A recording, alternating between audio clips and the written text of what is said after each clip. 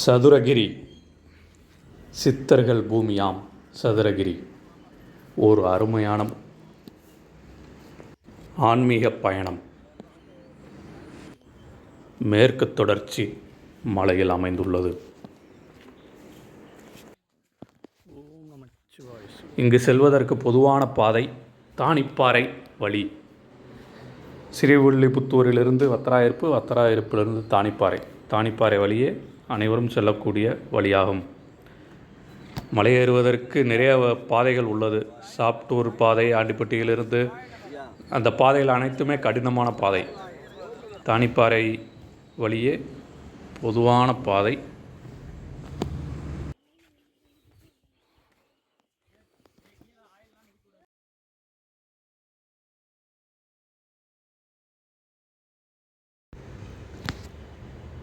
மலை அடிவாரத்தில் தங்கக்காளியம்மன் கோவில், யோக பைரவர் சன்னதி அருமையாக அமைந்துள்ளது. சுவாமிகளின் தரிசனத்தை பெற்று நாம் மலைப்பயணத்தை மேற்கொள்வோம்.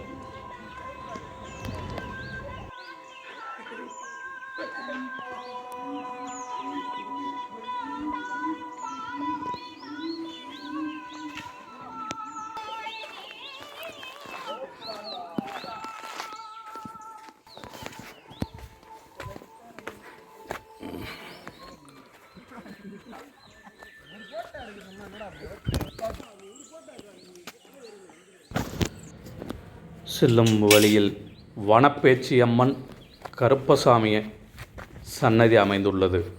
அருமையாக தரிசனம். வனப்பேச்சியம்மன் தரிசனத்தை பெற்று, கருப்பசாமியுடன் தரிசனத்தை பெற்று நம் மேற்கொண்டு மலைப்பயணத்தை தொடருவோம்.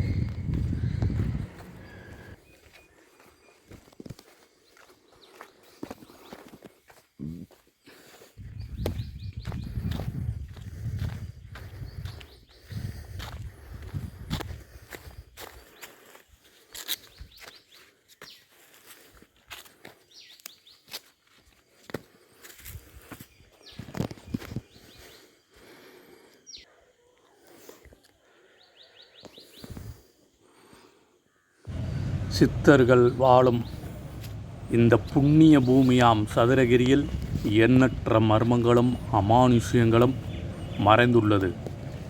இதற்கு மூலிகை வனம் என்றும் பெயருண்டு. இங்கு வந்து இந்த மூலிகை வாசம் செய்தாலே உடல் நலத்திற்கு அவ்வளவு நல்லது. இங்கு இருக்கும் குதிரை ஊற்றில் நன்கு குளியலாடி விட்டு போகலாம். இங்கு மூலிகை எடுப்பதற்காண்டியே நிறைய மருத்துவர்கள், ஆராய்ச்சியாளர்கள் வந்து செல்கிறார்கள். எண்ணற்ற மூலிகை, எண்ணில் அடங்காத மூலிகைகள் இங்கு இருக்கின்றன.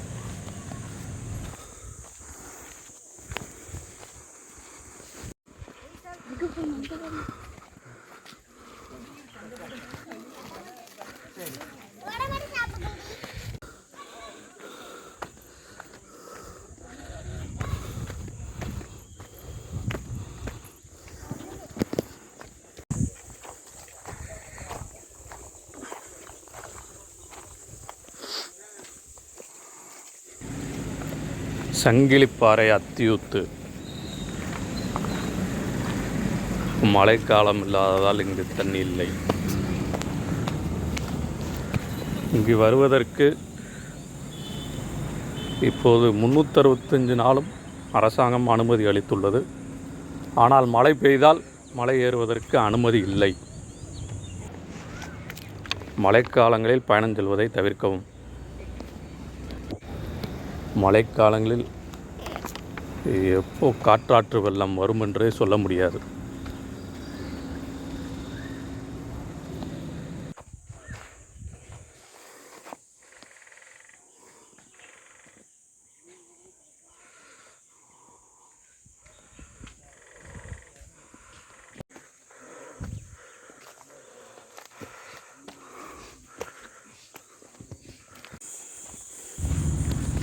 இரட்டை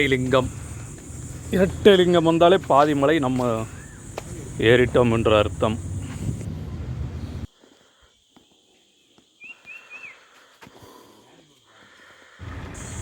அடுத்ததாக சின்ன பசுக்கிடை வந்துவிட்டோம். இங்குதான் மாடுகள் மேய்ப்பவர்கள். மாடுகள் இங்கு அதிகமாக மேய்ந்து கொள்ளும் அந்த காலத்திலிருந்து. இது நாவல் ஊற்று. இந்த நாவல் மரம் அடியில் இந்த ஊற்று இருக்கிறது. மிகவும் பழமையான தொன்மையான நாவல் மரம். இந்த ஊற்றில் மூலிகை ஊற்றில் நீர் அருந்தலாம். ஆனால் நீரின் தன்மை சுத்தமாக இருக்கிறதா என்று பார்த்துவிட்டு நீர் அருந்தவும். இங்கு ஆங்காங்கே மக்களுக்கு குடிநீர் அருந்துவதற்கு நீர் தொட்டிகள் அமைக்கப்பட்டிருக்கிறது. தாங்கள் வரும்போதே தண்ணீர் கொண்டு வந்துக்கலாம். நிறைய கடைகளும் போகிற வழியில் அமைந்துள்ளது. அமாவாசை பௌர்ணமி நாட்களில் அதிகமாக பக்தர்கள் வந்து செல்வார்கள். மற்ற நாட்களில் பக்தர்கள் கூட்டம் கம்மியாகத்தான் இருக்கும். அந்த நாட்களில் கடைகளும் கம்மியாகத்தான் இருக்கும்.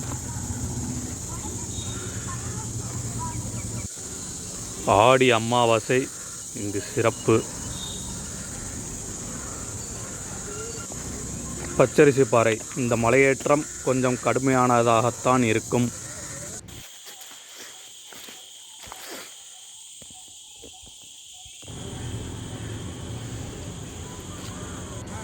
கொஞ்சம் கடுமையாகத்தான் இருக்கும் இந்த மலையேற்றம்.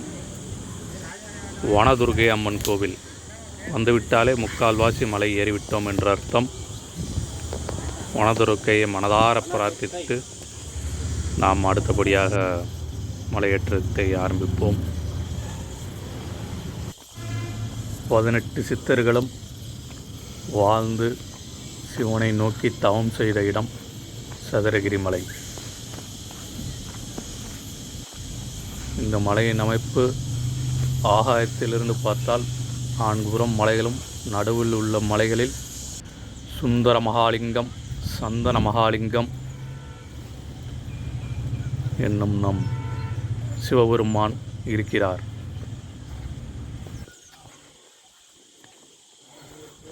பிலாவடி கருப்பசாமியை நன்கு வணங்கிவிட்டு செல்லுவோம் வாருங்கள். பிலாவடி கருப்பசாமி வந்துவிட்டாலே மலையேற்றத்தில் 90% நாம் வந்துவிட்டோம் என்ற அர்த்தம். இங்கு இருக்கும் பலாமரத்தில் அடியில், மிகவும் பழமை வாய்ந்த பலாமரத்தின் அடியில் கருப்பசாமி அழகாக வீற்றிருக்கிறார். வனத்தை காக்க, நம் மக்களை காக்க, நம் கோவிலை காக்க அழகாக வீற்றிருக்கிறார். இவரை தரிசித்துவிட்டு நாம் செல்லுவோம். நன்கு நம் வாழ்க்கையில் நல்வளம் பெற நம்மளை காத்தருள கருப்பசாமி காத்திருக்கிறார். இறுதியாக நாம் மலையில் அமைந்திருக்கும் சுந்தர மகாலிங்கம் சுவாமி ஸ்தலத்துக்கு வந்துவிட்டோம். இங்கு கோவிலின் உள்ளே வீடியோ எடுக்க, கேமரா எடுக்க அனுமதி கிடையாது என்ற காரணத்தினால் நாம் வெளியில் இருந்தே கோவிலை வீடியோ எடுத்துள்ளோம். சுவாமியின் தரிசனம். சுவாமி அழகாக வீற்றிருக்கிறார். சித்தர்கள் வணங்கிய புண்ணிய பூமியாம் சதுரகிரியில் நாம் இருக்கிறோம். 7 ஜென்மத்தில் செய்த புண்ணியத்தின் பலனாக இன்று இங்கு சுவாமி தரிசனம் நமக்கு காண கிடைத்திருக்கின்றது. இருக்கிற சிவன் ஸ்தலத்திலே மிகவும் சக்தி வாய்ந்த திருத்தலமாகும் சதுரகிரி. இங்கு ஒரு முறை வந்து சென்றால் தன்னுடைய வாழ்க்கையே மாறிவிடும். நம் தலையெழுத்தையே மாற்றி அமைக்கக்கூடிய வல்லமை படைத்த திருக்கோயில். ஒரு முறை வந்து விட்டாலே சிவபெருமான் நம்மளை ஆட்கொண்டு விடுவார். அப்பேற்பட்ட புண்ணியமான சிவன் ஸ்தலம். இங்கு வந்து சென்றவர்களிடம் அந்த உணர்வை கேட்டு பாருங்கள். எதிரே அமைந்துள்ளது சந்தன மகாலிங்கம், சுந்தர மகாலிங்கம், சந்தன மகாலிங்கம். கோவிலுக்கு மேலே உள்ள மலையில் தவசி குகை அமைந்துள்ளது. ஆகாச கங்கை அமைந்துள்ளது. அங்கு செல்ல அனுமதி கிடையாது. அது செல்வது மிக மிக மிக கடுமையான பாதை. நாம் இங்கிருந்தே பார்த்து வணங்கிவிட்டு சென்று விடுவோம். சிவன் நினைத்தால் மட்டுமே நாம் இங்கு செல்ல முடியும். அவன் அருளாலே அவன்தாள் வணங்கி